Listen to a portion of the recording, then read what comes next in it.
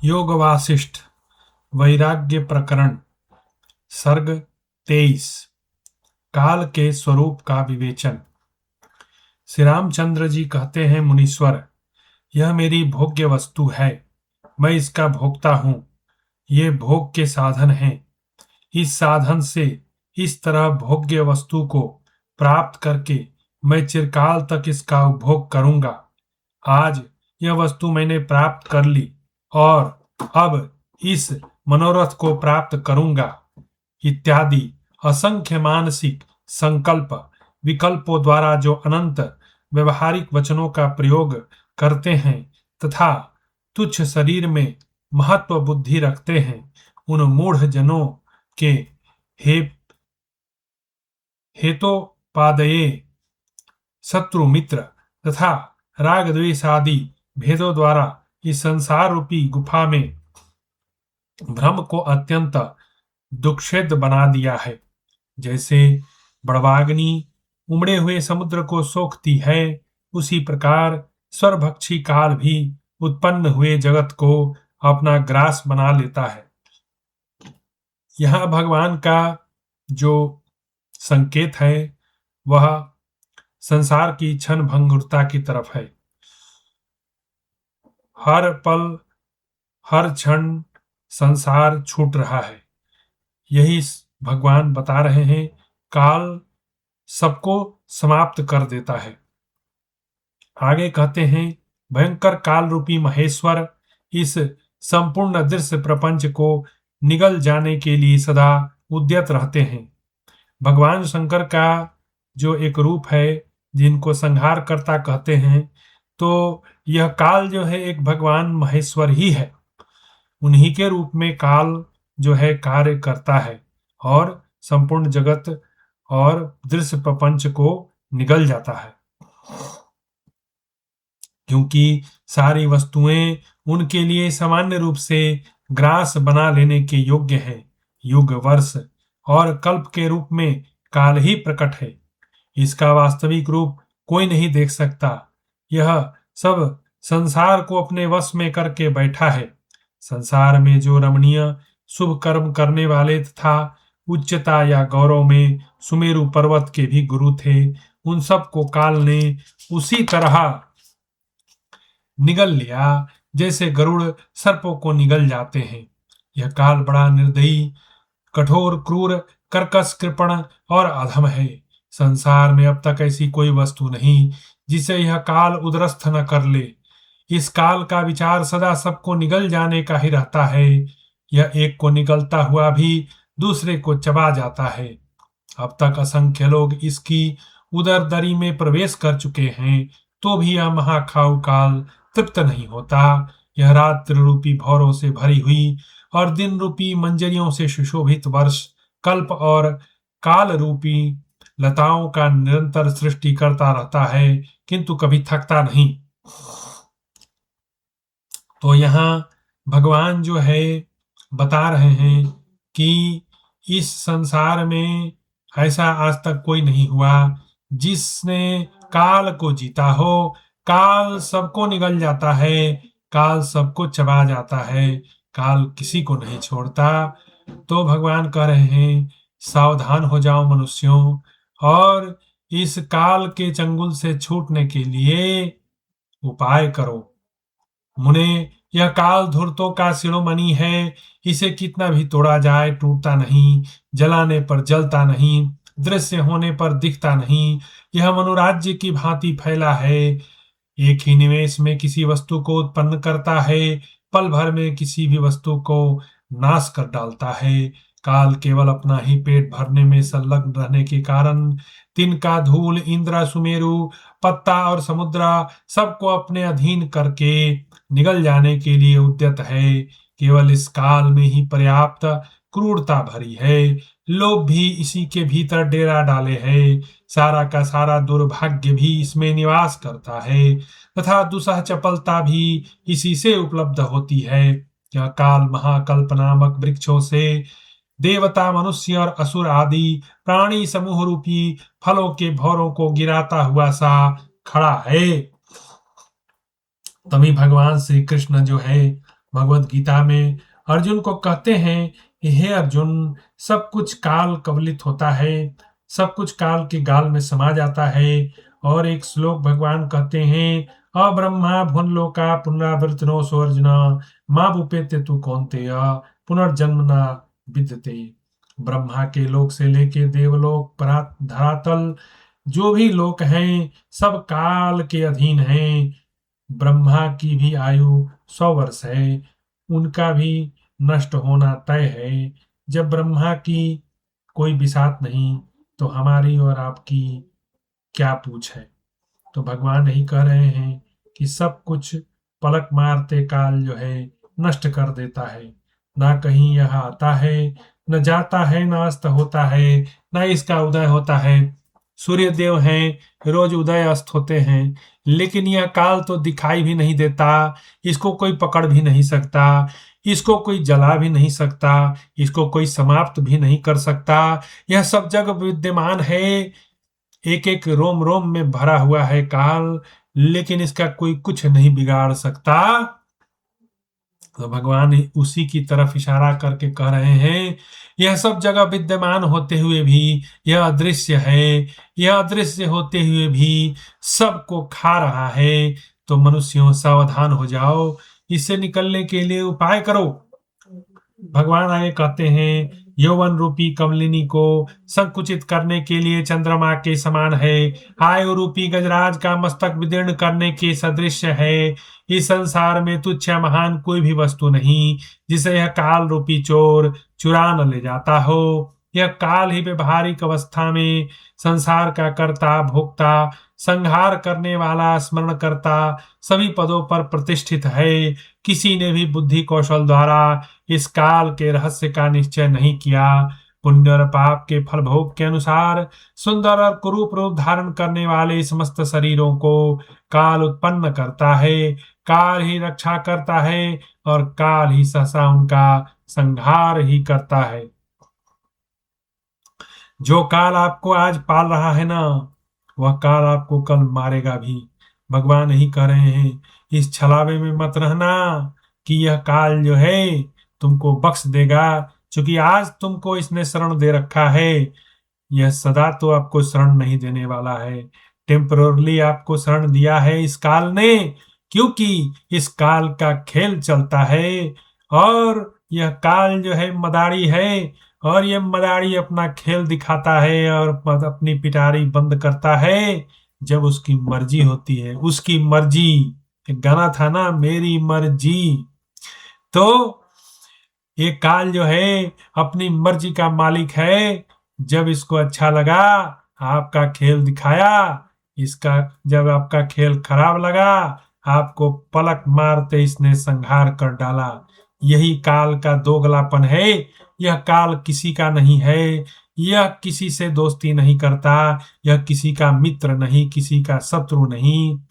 यह तो बस अपने अपने आप में जो है पूर्ण है और लोगों को जो है छलता रहता है और लोगों को समाप्त करता रहता है। तो हे मनुष्यों, सावधान हो जाओ। इसी प्रकार इस जगत में सर्वत्र काल का विलास है, मनुष्यों में तो काल बल प्रसिद्ध ही है।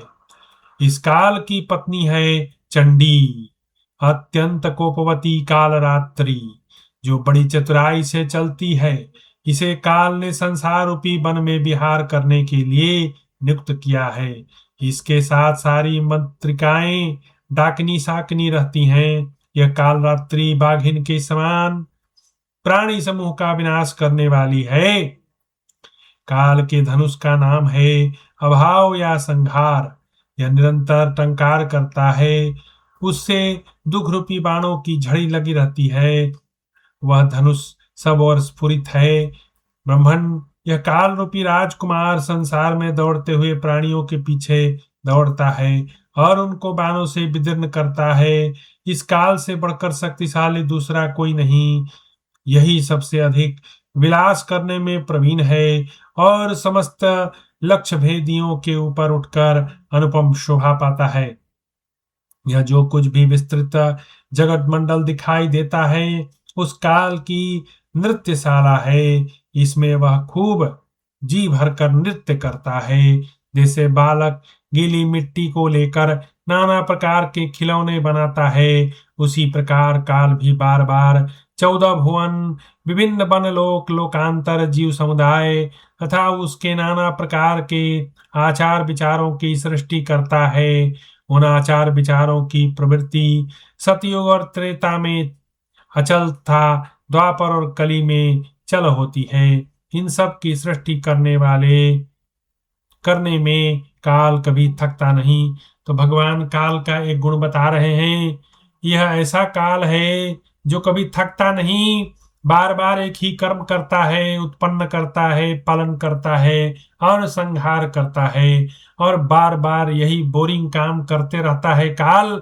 फिर भी ये थकता नहीं सठ, यह बार बार वही करता है, कुछ नया नहीं करता, बार बार सृजन करता है, बार बार संहार करता है, और काल का खेल चलते रहता है। बस काल को इसी में मजा आते रहता है। तो हे मनुष्यों, जागो। इस मेरी गो राउंड, आपने बच्चों का खेल देखा होगा, एक गोल गोल घूमने वाला मशीन होता है, वो गोल गोल आपको घुमाता है, जहां शुरू किया वहीं पहुंचा देता है। तो ये मेरी गो राउंड है। यह काल जो है संसार बनाकर मेरी गो राउंड में हम लोगों को घुमा रहा है। तो भगवान कह रहे हैं, आखिर इस मेरी गो राउंड का फल तुमको क्या मिल रहा है? बार बार वही जन्म, बार बार मृत्यु, बार बार जन्म, बार बार मृत्यु, दुख, रोग, बुढ़ापा, शोक, यही बार बार प्राप्त करते हो। कभी कुछ नया नहीं मिलता। शरीर बदलता है, आत्मा वही सब कुछ अनुभव करती है। बार बार मृत्यु, बार बार जन्म, बार बार शोक, बुढ़ापा, इससे बाहर निकलो। तो इसीलिए शंकराचार्य ने मार्ग दिखाया हम लोगों को कि भज गोविंदम, भज गोविंदम। हाँ, तो उन्होंने बहुत सारे श्लोक गाए हैं, एक से एक श्लोक गाया है उन्होंने भज गोविंदम में। तो उन्होंने कहा है कि जननी जठरे सैनम, इह संसारे खलु दुस्तारे, कृपया पारे पाहि मुरारे। तो बार बार संसार के जननी के गर्भ में जाना पड़ता है। जठराग्नि जो है उसके हीट को जो है बर्दाश्त करना पड़ता है। हे मुरारे, इस माता के गर्भ में आने जाने की जो क्रिया है, इससे छुड़ाइए, मेरी गो राउंड से छुड़ाइए, और छुड़ाकर हमको जो है अपने पास बुलाइए, जो हमारा लक्ष्य भी है आपको प्राप्त करना। तो उसी की तरफ जो है यह चैप्टर में बताया गया है बात। अगला चैप्टर है काल का प्रभाव और मानव जीवन की अनित्यता। ये हो गया सर्ग नंबर 26। तो श्री रामचंद्र जी आगे कहते हैं, मुने, जब जगत में काल आदि के चरित्र ऐसे हैं, तब आप ही बताइए, इस संसार नामधारी प्रपंच में मेरे लोगों की क्या आस्था हो सकती है? मुने, प्रारब्ध कर्म आदि के द्वारा की हुई सुख दुख आदि रूप प्रपंच रचनाओं से मोहित हुए हम लोग किसी के हाथ बिके हुए दासों तथा वन के मृगों की भांति पराधीन हैं। जैसे सर्प वायु को पीता है, उसी प्रकार यह क्रूर आचरण करने वाला काल तरुण शरीर को बुढ़ापे में पहुंचाकर समस्त प्राणी समुदाय को निरंतर अपना ग्रास बनाता है। काल निर्दयों का राजा है, वह किसी भी आर्त प्राणी के ऊपर दया नहीं करता। संपूर्ण भूतों पर दया करने वाला उदार पुरुष तो इस संसार में दुर्लभ है। मुने, जगत में जितनी भी प्राणियों की जातियां हैं, उन सब का वैभव अल्प एवं तुच्छ है। जितने भी भोग्य स्थान हैं, वे सभी भयंकर परिणाम में दुरंतर दुख की प्राप्ति कराने वाले हैं।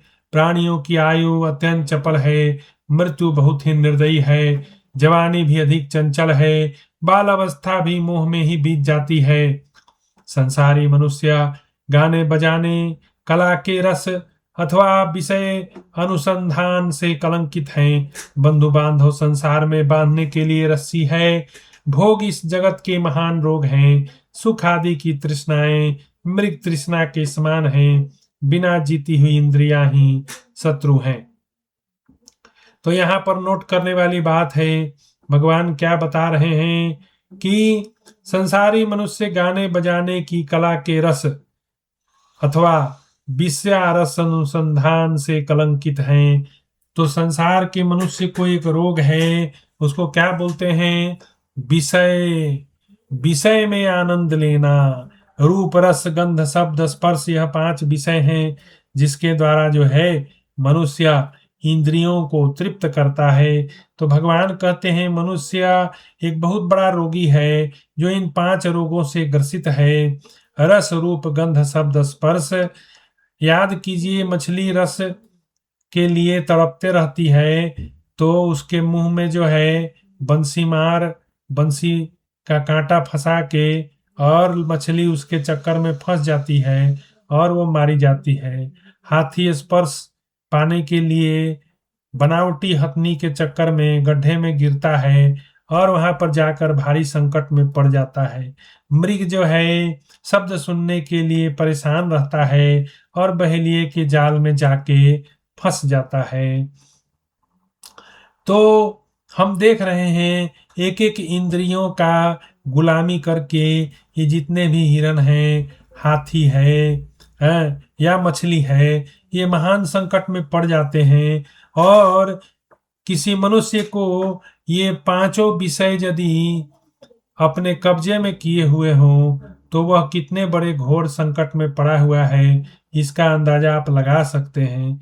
तो यहाँ पर भगवान वही बता रहे हैं कि मनुष्य जो है वह 5 रस्सियों से बंधा है, जिसको विषय रस्सी कहते हैं, रूप रस गंध शब्द स्पर्श। और भगवान कहते हैं कि संसार में बांधने वाली जो रस्सी है वह कौन है? वह है बंधु बांधव और भोग जगत के महान रोग हैं तथा सुख आदि की तृष्णाएं मृग तृष्णा के समान हैं, जो कि पहले भी हम लोग एग्जाम्पल देख चुके हैं। मृग तृष्णा दिखता तो है लेकिन वह वास्तविक नहीं, उससे किसी की प्यास बुझती नहीं। और भगवान लास्ट में यही कह रहे हैं, बिना जीती हुई इंद्रियां ही शत्रु हैं।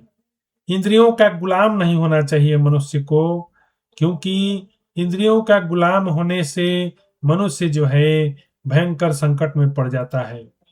तो सत्य स्वरूप आत्मा असत्य सा हो गया। जीवात्मा ज्ञान के कारण देह को अपना स्वरूप मानने लगा।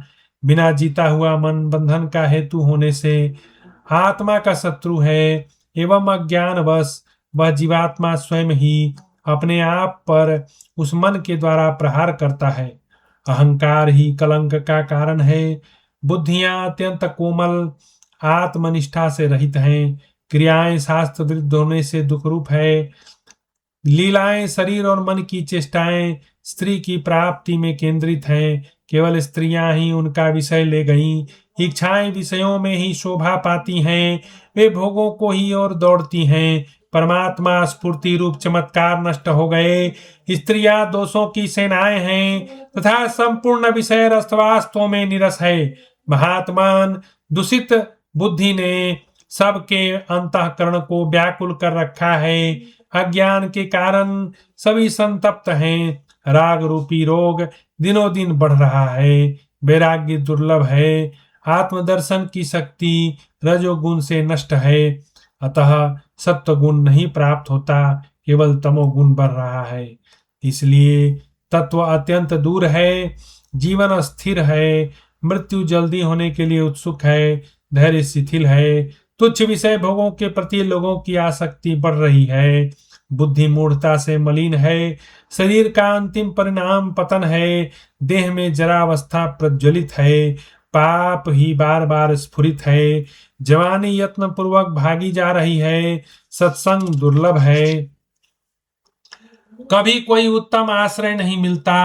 सत्य भाव का उदय कभी नहीं हो रहा। मनमोह से आच्छन्न है। दूसरे को सुखी देखकर होने वाला आत्म संतोष मानो दूर हो गया। उज्जवल करुणा का उदय नहीं हो रहा। नीचता दूर से चली आ रही है। धीरता में परिणत है। जीवों का काम केवल आवागमन जन्म मरण रह गया है। दुष्टों का संग पद पद पर सुलभ है, परंतु सत्पुरुषों का संग दुर्लभ है। संपूर्ण पदार्थ उत्पन्न और नष्ट होने वाली है। वासना संसार में बांधने वाली है और काल प्राणियों की परंपरा को नित्य कहीं अज्ञात स्थान में लिए जाता है। दिशाएं भी नहीं दिखाई देती। भगवान यहाँ कह रहे हैं कि दुष्ट तो आमतौर से हमको चलते फिरते हर मार्ग पे मिल जाता है, लेकिन कोई सत्संगी नहीं मिलता। सत्संग करने वाला, भगवान की याद दिलाने वाला कोई नहीं मिलता। और यही बात जब हनुमान जी लंका गए थे तो लंकिनी ने जब उनका मार्ग रोका तो तब हनुमान जी ने जो है लंकिनी को, जब लंकिनी ने उनका मार्ग रोका तो हनुमान जी ने उसको एक मुक्का मारा और मुख से बमन करने लगी, वह रक्त धरती पर गिर गई। लेकिन एक ही मुक्का में जो हनुमान जी हैं उसके भेजा को जो है ठीक कर दिए।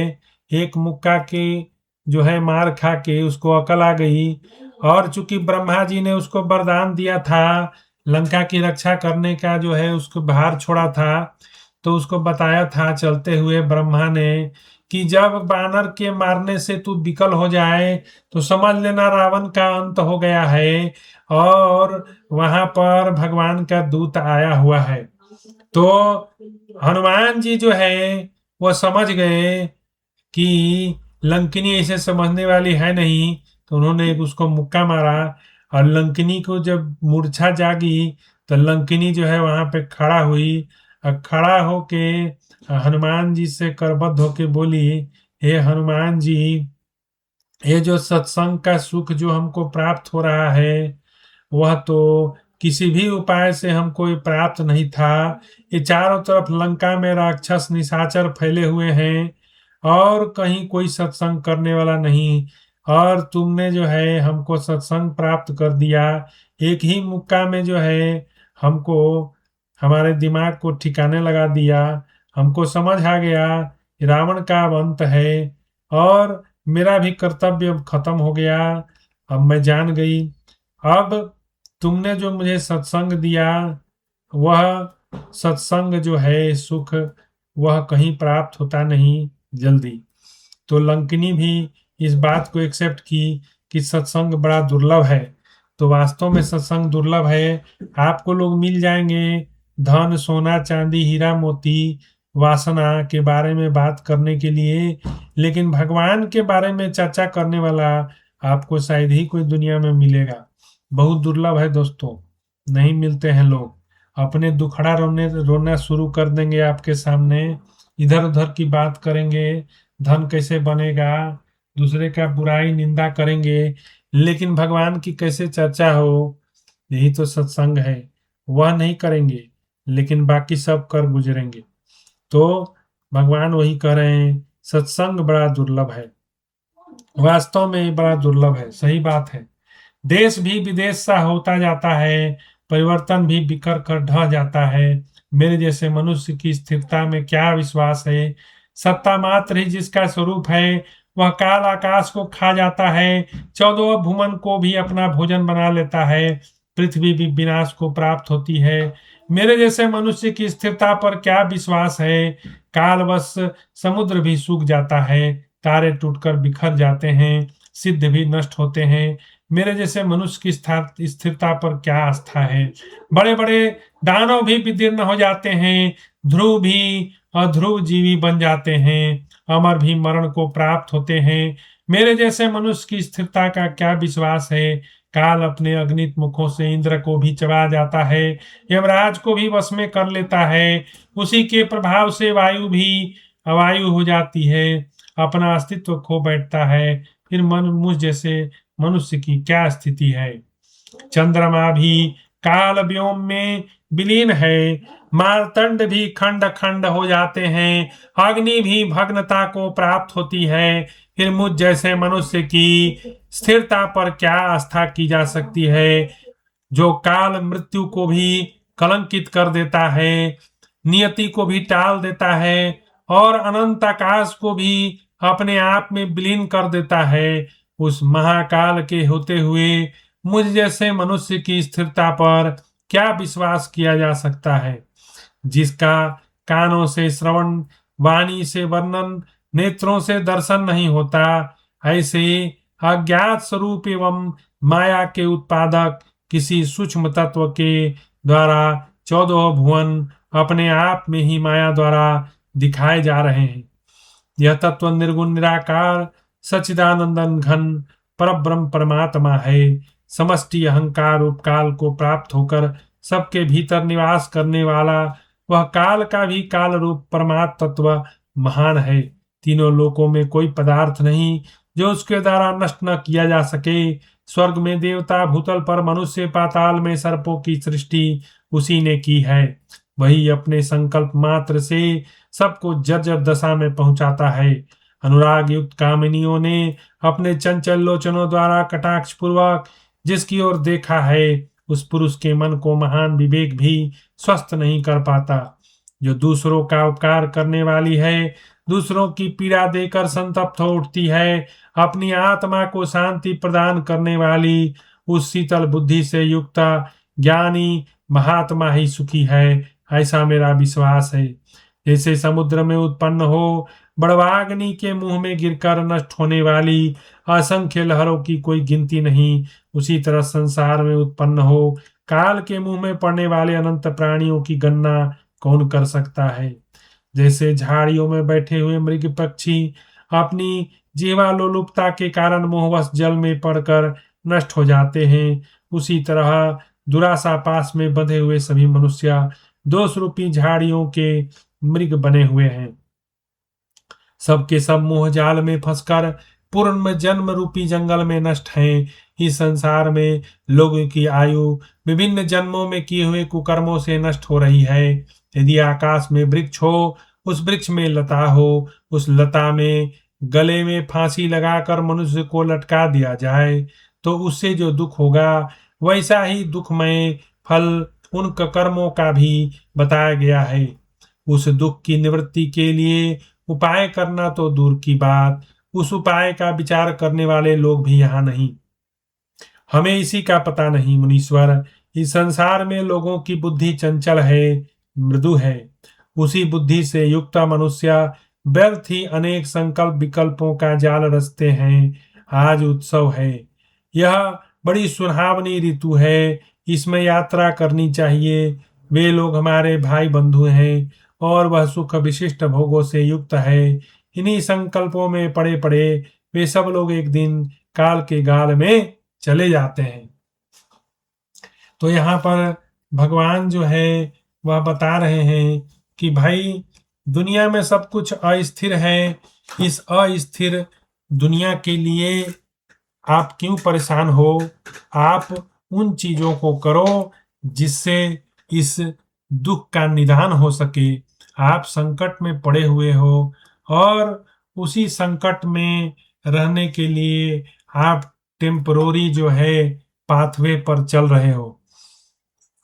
आपका संकट कैसा है कि संसार में जो संकट है उसको ऐसे समझिए कि आप कोई बोझा ढो रहे हैं सर पे, भारी लगने लगा तो उसको कंधा पे खिसका लिए, तब थोड़ा देर आपको लगा कि रिलीफ मिल गया, फिर कंधा भारी लगने लगा तो बाह पे खिसका लिए तो कंधा थोड़ा हल्का हो गया, फिर बाह जो है बाह पे भार आया तो बाह पर भार जब महसूस हुआ तो फिर उसको सर पे रख लिए, फिर बाह थोड़ा रिलैक्स हुआ।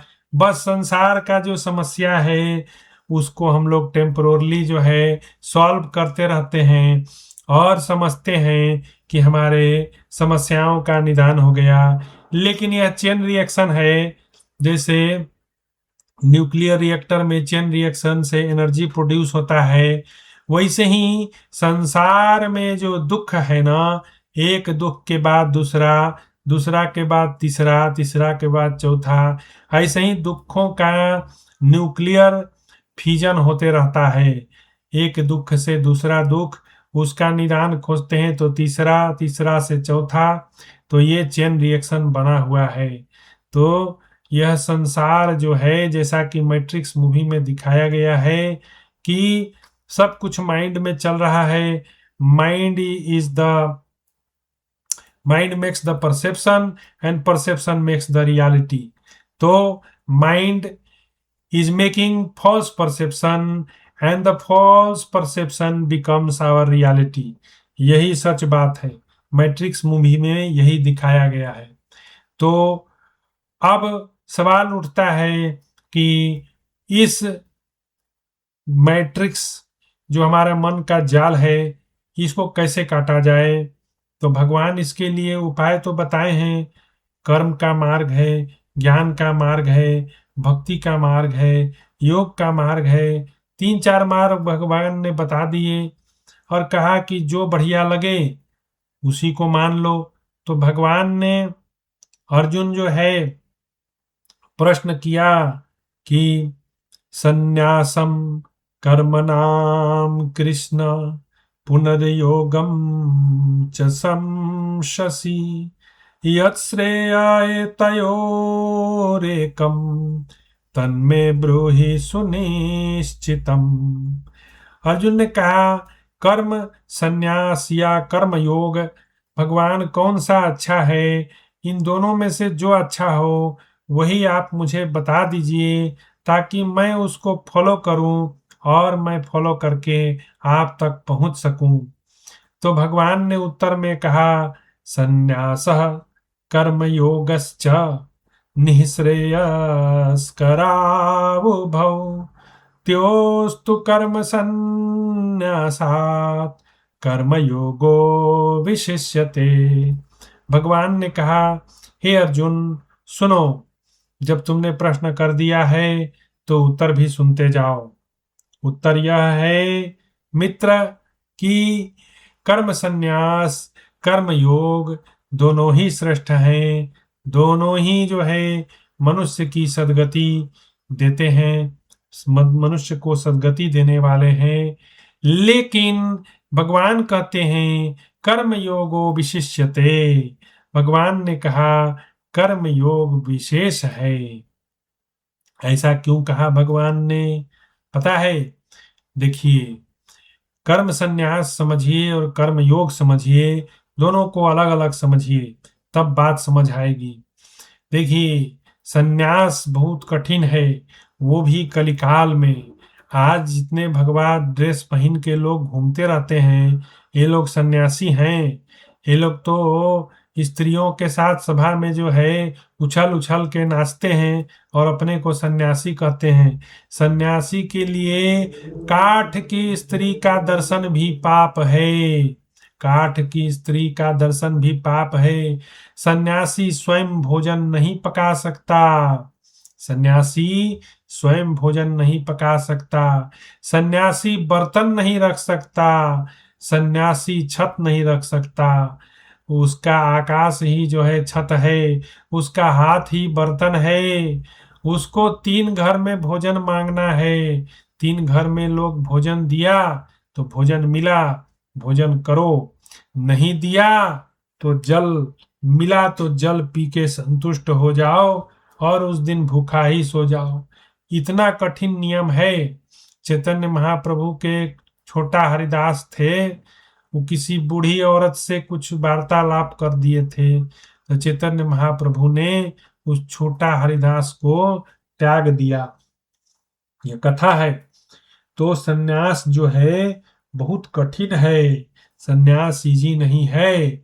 इसीलिए भगवान कहे कि स्पेशली कलयुग में सन्यास जो है, कर्म सन्यास इज वेरी डिफिकल्ट। इसीलिए भगवान कहे अर्जुन कर्म योगो विशिष्यते।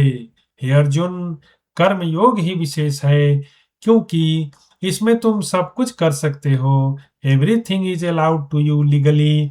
आप शादी करो, विवाह करो, बच्चा पैदा करो, संतान का सुख प्राप्त करो, स्त्री का सुख प्राप्त करो। लेकिन लेकिन लेकिन धर्म ते विरति जोगत ज्ञाना। धर्म पूर्वक करो, धर्म के लिमिट में रह के करो, भगवान के आदेशानुसार काम करो। हाँ, तो देखोगे कि सब कुछ करते हुए भी तुम भगवान को प्राप्त हो गए। तो भगवान कर्म संन्यास और कर्म योग में भगवान ने कह दिया कर्म योगो विशिष्यते। कर्म योग दे दिया भगवान ने, कहा कि कर्म योग को पकड़ लो और कर्म योग के द्वारा जो है तुम हमको प्राप्त करो। तो इन 2 चैप्टर्स में हमने काल के गति को पहचाना कि काल किसी का मित्र नहीं, किसी का शत्रु नहीं, किसी का सगा संबंधी नहीं। काल जो है एक मदारी के जैसा है, पिटारी खोलता है, जाल बिछाता है, तरह तरह के करतब दिखाता है और एक दिन सब कुछ समेट के समाप्त भी कर देता है। तो यह काल जो है धर्मराज को भी चबा जाता है, यमराज को भी चबा जाता है।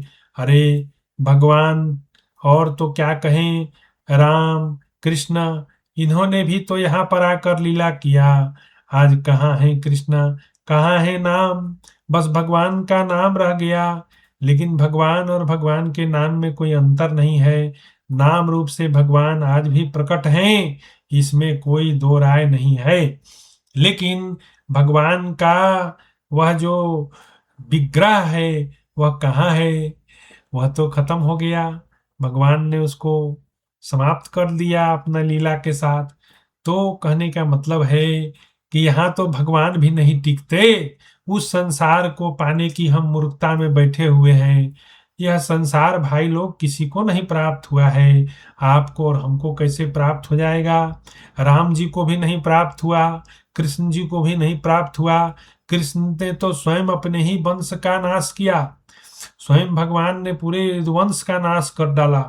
तो क्योंकि उनका पर्पस था टू इस्टेब्लिश धर्मा, धर्मा के लिए अपना संतान और वंश नहीं देखा जाता है, अधर्म को मारा जाता है। उसके लिए अपने लोगों को भी बलि दिया जाए तो कोई बात नहीं है। वही सब भगवान ने किया। तो ये संसार जो है यह टेम्पररी है। अनेक जगह भगवान गीता में बताए हैं। तो गीता पढ़िए, वहां से ज्ञान प्राप्त कीजिए और मन में एक ही चीज रखिए, हम सब कुछ करेंगे। हम सन्यासी नहीं हैं, हम कर्म योगी हैं। और हम लोग जो है रूप रस गंध शब्द स्पर्श से बंधे हुए हैं। प्यास लगेगी तो पानी पिएंगे ही हैं, और कुछ सुंदर वस्तु दिखाई देगी तो देखेंगे ही, सुंदर गाना मिलेगा तो सुनेंगे ही, बढ़िया स्त्री मिलेगी तो उसका भोग आप करोगे ही, क्योंकि ये सब मन की इच्छा है, अब दबा नहीं सकते हो।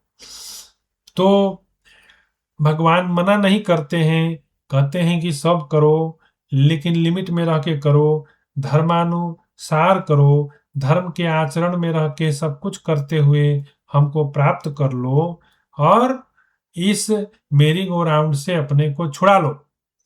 तो आज के चैप्टर में हम लोगों ने यही सीखा। अब अगले सर्ग में देखते हैं भगवान का क्या कहना। अभी तक तो भगवान का प्रश्न चल रहा है। अब अभी तक जो है न विश्वामित्र जी बोले हैं, न वशिष्ठ मुनि बोले हैं, लेकिन वो लोग बोलेंगे और उसके बाद वही लोग बोलेंगे और बीच बीच में भगवान फिर भी प्रश्न करते रहेंगे, क्योंकि दोनों तरफ से होना चाहिए, प्रश्न भी होना चाहिए, उत्तर भी होना चाहिए, एक तरफा नहीं होना चाहिए। तो चलिए आज की कथा यहीं समाप्त करते हैं। जय श्री राम।